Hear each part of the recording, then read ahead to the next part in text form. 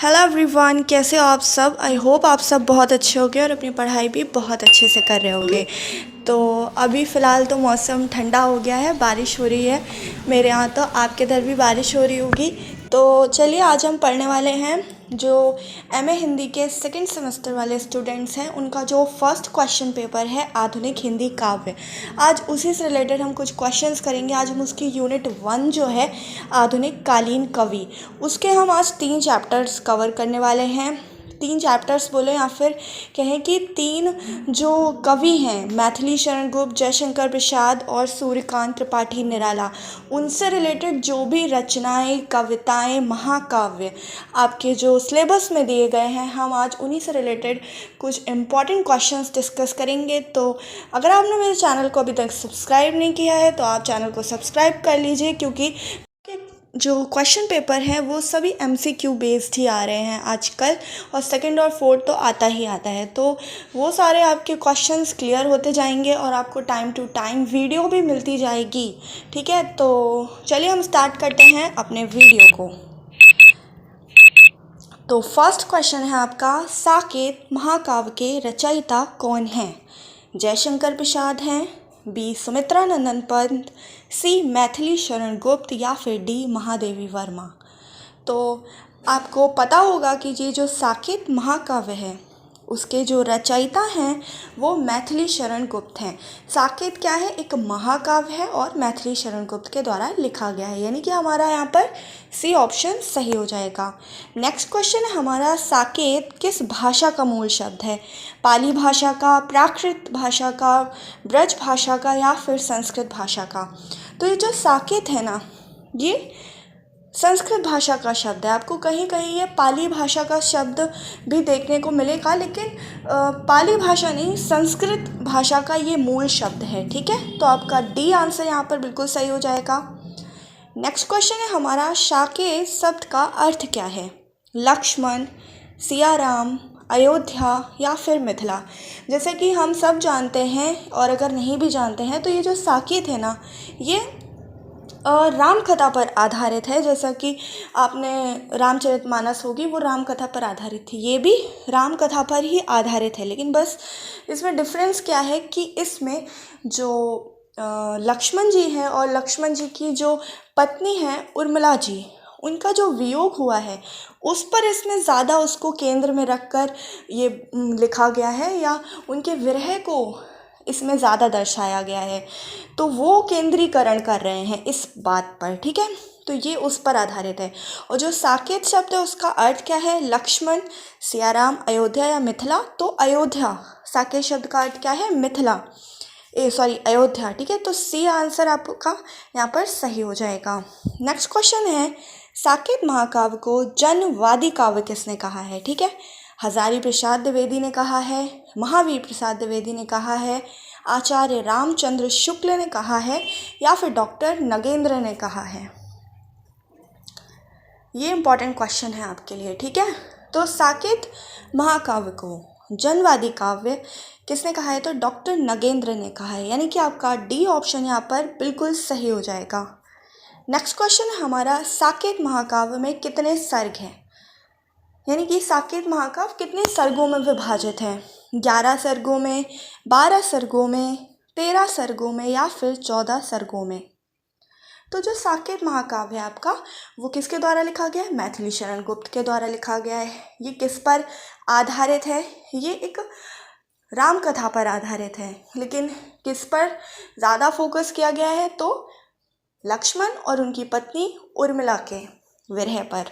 ठीक है, और इसमें कितने सर्ग हैं? तो 12 सर्ग हैं, यानी कि बी ऑप्शन यहाँ पर बिल्कुल सही हो जाएगा। नेक्स्ट क्वेश्चन है, साकेत महाकाव्य के नवम सर्ग में वर्णित है। ये आपका जो नवम सर्ग है ना, इस पर ही आपका जो सिलेबस में है वो नवम सर्ग से ही रिलेटेड क्वेश्चंस आएंगे। कितने सर्ग हैं? 12, और उनमें से सिर्फ नवम सर्ग से ही रिलेटेड क्वेश्चन आपके एग्जाम्स में पूछे जाएंगे। ठीक है, तो सियाराम के मिलन, उर्मिला का वियोग, मिथिला के निवासी या फिर लंका वासियों? तो ये जो नवम सर्ग है, ये पूरा नवम सर्ग, इसमें दिखाया गया है कि कैसे राम जी, सीता जी और उनके साथ लक्ष्मण जी जो वनवास के लिए जा रहे होते हैं और यहाँ पर उर्मिला जी होती हैं, वो उनके बगैर कैसे रहती हैं, तो उस पर भी फोकस किया गया है। तो ये जो साकेत महाकाव्य है तो वो उर्मिला के वियोग में वर्णित है। ठीक है, सॉरी, नवम सर्ग। ठीक है, तो ये बी ऑप्शन आपका सही हो जाएगा। नेक्स्ट क्वेश्चन है, हिंदी खड़ी बोली का प्रथम महाकाव्य कौन सा है? तो जो आपका साकेत है, शब्द तो संस्कृत भाषा से लिया गया है और साकेत का अर्थ अयोध्या है, और ये कौन सी भाषा में लिखा गया है? तो हिंदी खड़ी बोली में लिखा गया है, और ये खड़ी बोली का प्रथम महाकाव्य भी है। ठीक है, बी ऑप्शन यहाँ पर सही है।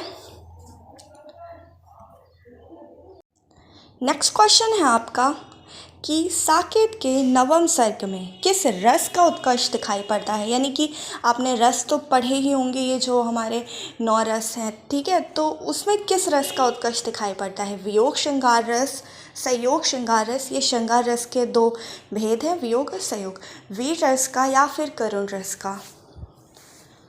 तो मैंने जैसे आपको बताया कि नवम सर्ग में क्या है, तो लक्ष्मण जी और उर्मिला जी का जो विरह हो रहा है उसके बारे में बताया गया है, यानी कि उनका वियोग हो रहा है। वियोग मतलब वो लोग सेपरेट हो रहे हैं, अलग अलग हो रहे हैं, वो वहाँ पर वनवास के लिए जा रहे हैं और वो यहीं अयोध्या में ही रहती हैं, तो इनका वियोग हो रहा है, इसलिए हमारा ए ऑप्शन यहाँ पर सही हो जाएगा, वियोग श्रृंगार रस।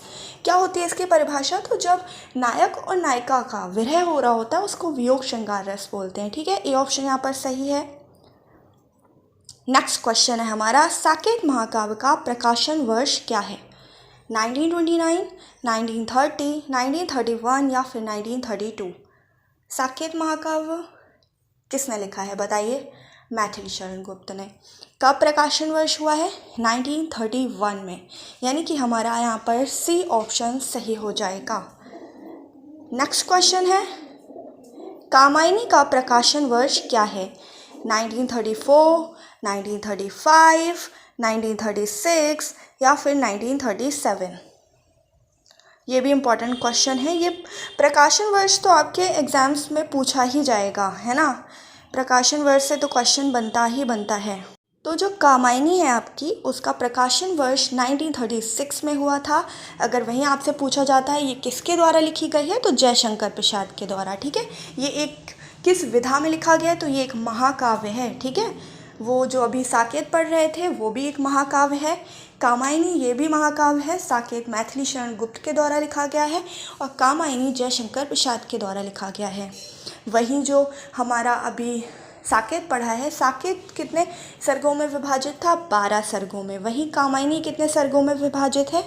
15 सर्गों में। ठीक है, और अभी हमने पढ़ा था कि खड़ी बोली का जो प्रथम महाकाव्य है वो कौन सा था? तो साकेत था। और ये कौन सा है? ये आधुनिक हिंदी साहित्य में एक छायावाद का महत्वपूर्ण रचना है। ठीक है, कौन? कामायनी। चलिए हम नेक्स्ट क्वेश्चन पर आते हैं। क्वेश्चन नंबर 11, ये क्वेश्चन है, कामायनी महाकाव्य के रचयिता कौन है? अभी मैंने आपको बताया था, बताइए। रामधारी सिंह दिनकर है, मैथिली शरण गुप्त, सूर्यकांत त्रिपाठी निराला या फिर जयशंकर प्रसाद? तो मैथिली शरण गुप्त अभी हमने पढ़ा, साकेत महाकाव्य के रचयिता हैं। सूर्यकांत त्रिपाठी निराला के आप अभी पढ़ेंगे, जूही की कली और सरोज स्मृति, जागो फिर एक बार, ये सारी कविताएं हैं, इनके बारे में हम आगे पढ़ेंगे, डिस्कस करेंगे क्योंकि सिलेबस में है आपके। और जयशंकर प्रसाद की अभी हमने पढ़ी महाकाव्य कामायनी, तो डी ऑप्शन यहाँ पर सही हो जाएगा। नेक्स्ट क्वेश्चन है हमारा, कामायनी को छायावाद का उपनिषद किसने कहा है? डॉक्टर नगेंद्र ने, जयशंकर प्रसाद ने, आचार्य रामचंद्र शुक्ल ने या फिर महावीर प्रसाद द्विवेदी ने? तो इस क्वेश्चन का भी आंसर जो है ना वो थोड़ा क्रिटिकल क्वेश्चन बन गया है। शायद उन 2 लोगों ने इसको कहा है, एक तो जयशंकर प्रसाद जो कि इसके रचयिता, उन्होंने खुद भी कहा है। अगर आपको ऑप्शन में जयशंकर प्रसाद नहीं दिख रहा है और शांति प्रिय द्विवेदी दिख रहा है तो आप उसमें भी टिक कर सकते हैं।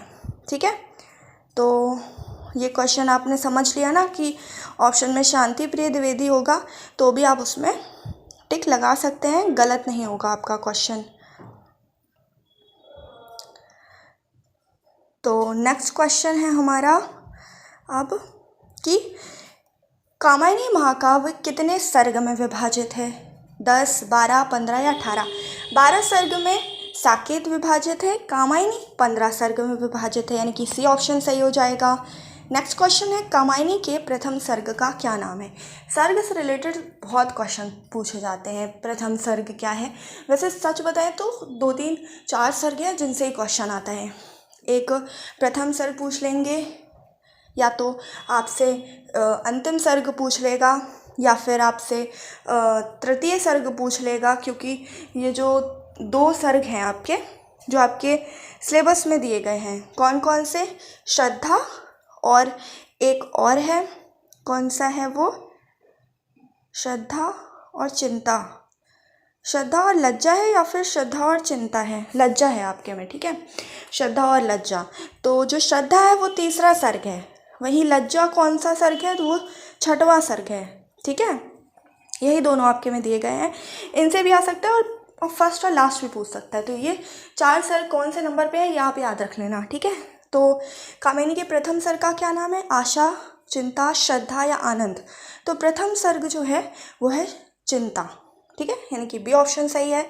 वहीं कामिनी के अंतिम सर्ग का क्या नाम है? आनंद, चिंता, आशा, श्रद्धा। तो आनंद पहला है, चिंता और लास्ट वाला है आनंद। नेक्स्ट क्वेश्चन है क्वेश्चन नंबर 16। कामायनी में श्रद्धा सर्ग किस स्थान पर है? तीसरे, चौथे, पांचवे या फिर छठे?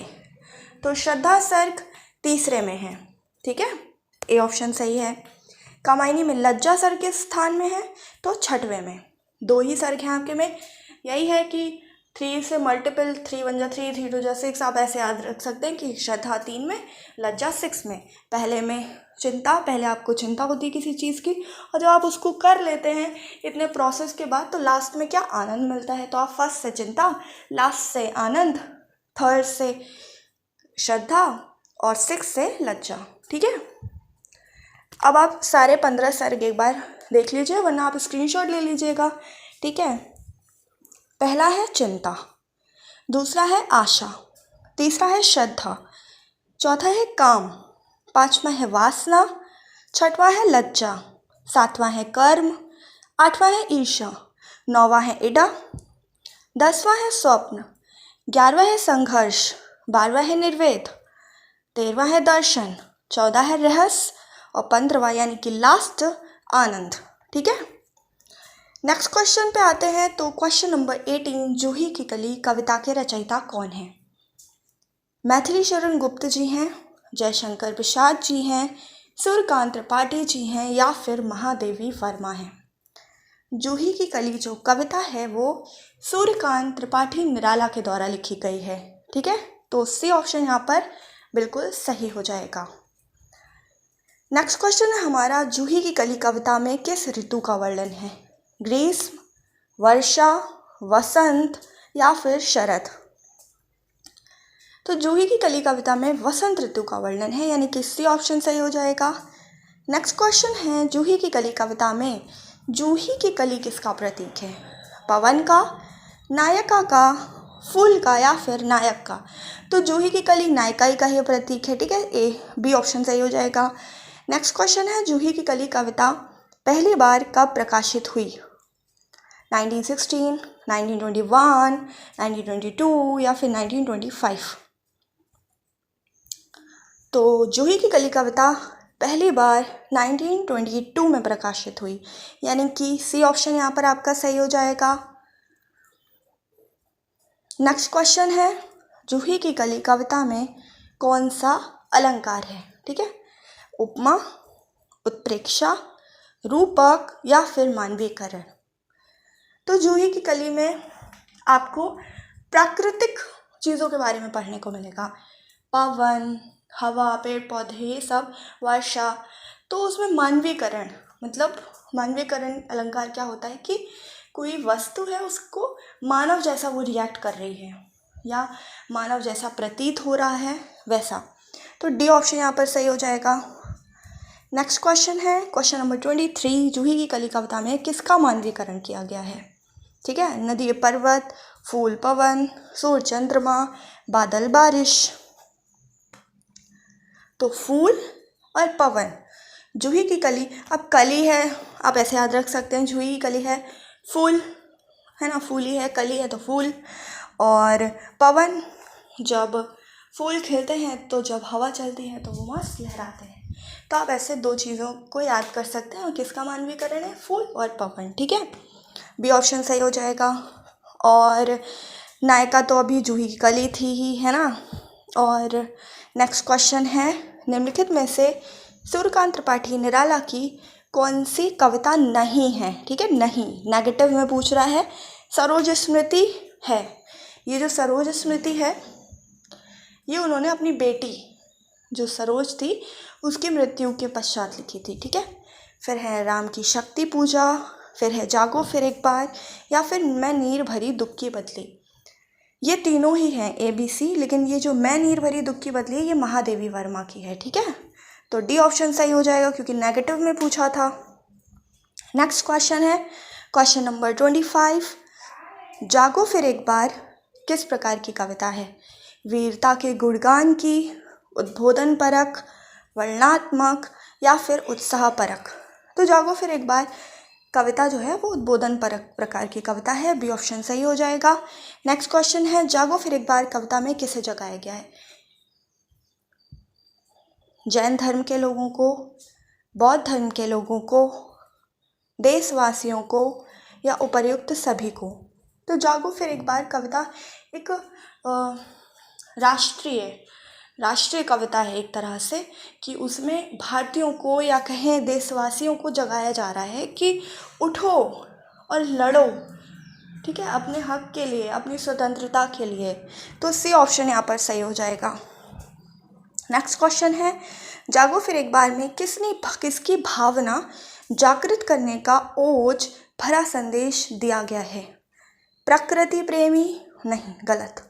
संदेश प्रेमी भी नहीं, देश प्रेम, है ना। अभी मैंने बताया राष्ट्रीयता की भावना नहीं, देश प्रेम। ठीक, सी ऑप्शन यहाँ पर सही हो जाएगा। तो आपके क्वेश्चन कितने हो गए, 27 हो गए हैं। चलिए नेक्स्ट क्वेश्चन पर आते हैं। निराला की प्रसिद्ध कविता जागो फिर एक बार किस में संकलित है, बताइए। परिमल में, अनामिका में, नए पत्ते, या फिर गीत का। ये भी इम्पोर्टेंट क्वेश्चन है। ठीक है,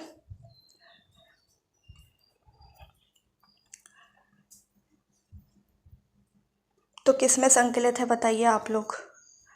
तो जागो फिर एक बार जो उनकी कविता है वो परिमल में संकलित है। ठीक है, ए ऑप्शन सही हो जाएगा। वहीं अगर आपसे पूछ लिया जाए कि वो कौन सी, अभी दो के बारे में पढ़ा है हमने, एक तो जूही की कली। ठीक है, अगर आपसे वहीं पूछ लिया जाता है जूही की कली और राम की शक्ति पूजा किस में संकलित है, तो वो अनामिका में है। ठीक है, जागो फिर एक बार परिमल में है।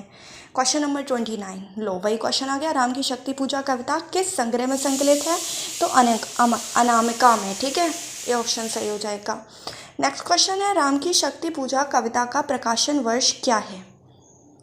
1935, 1936, 1937, या फिर 1938। तो राम की शक्ति पूजा कविता का जो प्रकाशन वर्ष है वो है 1936। ठीक है, तो हमारा ऑप्शन कौन सा सही हो जाएगा, बी।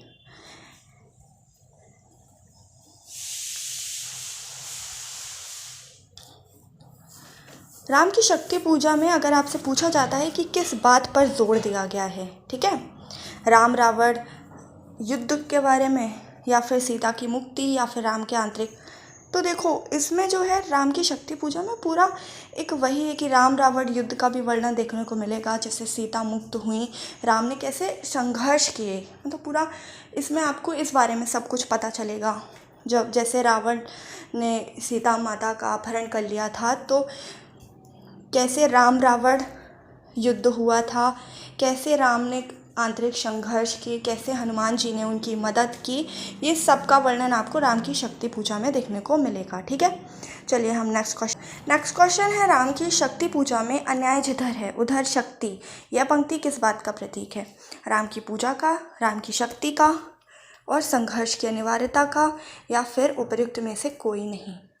मतलब अन्याय जिधर है उधर शक्ति है, बताइए किस में है ये बात।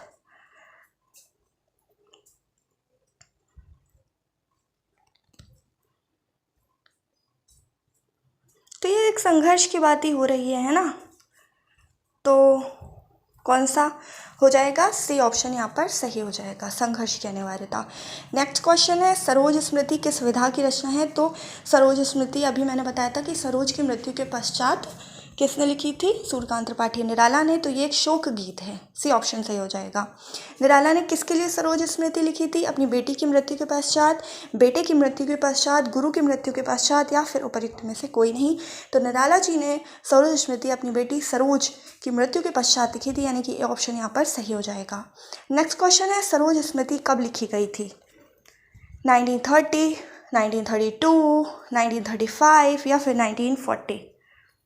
1935 में लिखी गई थी, ठीक है, यानी कि हमारा सी ऑप्शन सही हो जाएगा। वहीं अगर किस में संकलित हुई थी, तो बताया था मैंने आपको कि किस में संकलित हुई थी, तो ये उसमें क्या, अनामिका, ठीक है, अनामिका में संकलित हुई थी, ठीक है। नेक्स्ट क्वेश्चन है, सरोज स्मृति में किस भाव की प्रधानता है? क्रोध, शोक, आनंद, उत्सव? तो नॉर्मल सी बात है, सरोज स्मृति में शोक की प्रधानता है, बी ऑप्शन सही है यहाँ पर, ठीक है। तो यहाँ पर आपके क्वेश्चन कितने कंप्लीट हो गए हैं? 36 हो गए। ये आपका पार्ट 1 है यूनिट 1 का, ठीक है। अब मैं पार्ट 2 लेकर आऊँगी, जो भी आपकी रचनाएं बची हुई हैं उससे रिलेटेड। तो ये सारे इंपॉर्टेंट MCQs हैं। अगर आपको जो ऐसा है कि पढ़ने से आ रहे हैं वो तो ठीक है, जो आपको नहीं याद रह रहे हैं उनको आप एक नोटबुक में ज़रूर नोट कर लिया करिए, जो नहीं आते हैं आपको, तो बाद में आपको एग्ज़ाम्स के टाइम रिवीजन करने का सही रहता है बिल्कुल। वहीं रिवीजन किया एग्ज़ाम से पहले, एग्ज़ाम दे दिया, एकदम सही रहता है बिल्कुल। तो मिलते हैं हम नेक्स्ट वीडियो में पार्ट 2, जो कि आपका यूनिट 1 का रहने वाला है। तो टेक केयर, बाय बाय।